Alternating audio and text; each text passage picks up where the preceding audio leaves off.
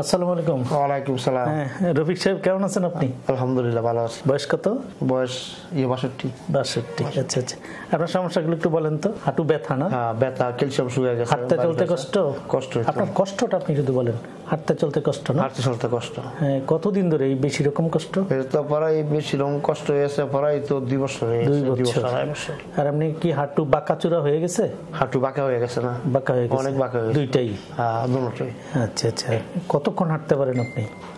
ওখানে আমি এখন যদি আমি আড়ি অস্ত হাঁটলে 1-1.5 ঘন্টা হাঁটতে পারি। আচ্ছা, আগে পারতেন না? আগে পারতাম না, পারতাম না লাড়ি লিয়া। মানে এই কষ্ট হতো। অবসর পরে মনে হতো লাড়ি ছাড়াও অস্ত হাঁটতে পারি, খাতি জমা। 2 হাঁটুতেই সমস্যা, তাই না? হাঁটুতেই সমস্যা।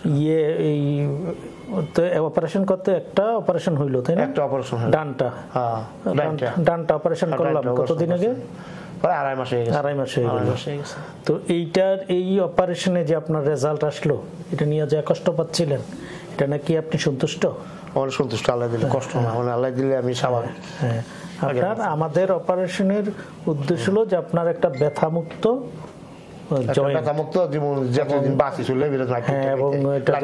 বাঁকাচূড়া ছিল, ওটা তো ঠিক হয়েছে। ভাঁজ করতে পারেন? একটু পারি। আপনি একটু হেঁটে দেখাবেন। একটু দাঁড়ান ওখানে, আবার ওদিকে যান। হ্যাঁ, ওকে ওকে ওকে, ঠিক। আপনারা দেখলেন ওনার 62 বছর বয়স। ওনার অন্য তেমন কোনো রোগ নেই। দীর্ঘদিন তিনি প্রবাসী হিসেবে বাইরে ছিলেন। তো ওনার দুটো হাঁটুই বিশেষ করে গত 2-2.5 বছর ধরে ক্রমান্বয়ে ওনার কষ্ট এত বেড়ে গেল, বিভিন্ন মেডিকেশন, কোনোভাবেই তিনি স্যাটিসফাইড হতে পারছিলেন না। তো আমার কাছে যোগাযোগ করলেন। তো আমি দেখলাম যে দুটো হাঁটুই একদম অস্টিওআর্থ্রাইটিস, অ্যাডভান্সড অস্টিওআর্থ্রাইটিস।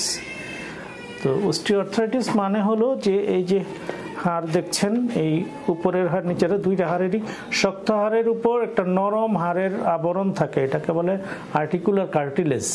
তো এই আর্টিকুলার কার্টিলেজটা বিশেষ করে একদম ড্যামেজ হয়ে যায়, এই হাড়টা এক্সপোজড হয়ে যায়।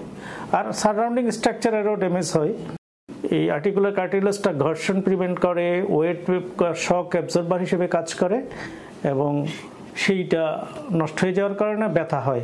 আবার হাড়ও চুপসে গিয়ে ডিফর্মিটি হয়, হাঁটুটা ভিতরের দিকে বাঁকা হয়ে যায়, এটাকে ভ্যারাস ডিফর্মিটি বলি আমরা। তো সেই কারণে যে শরীরের ওজনটা যে লাইন বরাবর নামার কথা, সেটা চেঞ্জ হয়ে যায়। তো সব মিলে ক্রমান্বয়ে এটা একটা ডে বাই ডে আরও খারাপের দিকে যেতে থাকে। তো অ্যাডভান্সড অস্টিওআর্থ্রাইটিসের ক্ষেত্রে আমরা লাস্ট অপশন হলো টোটাল নি রিপ্লেসমেন্ট। এই উপরের হাড়টা, ফিমার, এইটার অংশ বিশেষ, এবং টিবিয়া নিচেরটা, এইটার অংশ বিশেষ ফেলে দিয়ে এটা মেটালিক ইমপ্লান্ট দিয়ে দেওয়া হয়।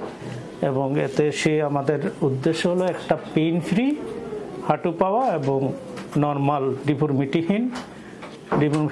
থাকবে না, পেইন থাকবে না, এবং মোটামুটি কাঙ্ক্ষিত মুভমেন্ট থাকবে, এরকম একটা জয়েন্ট। ওনার 2.5 মাস আগে ডান হাঁটু করা হয়েছিল, এখন আমরা বাম হাঁটুর অপারেশন করব। এবং এটা এই যে টোটাল নি রিপ্লেসমেন্ট, এটা একটা খুবই রিওয়ার্ডিং অপারেশন।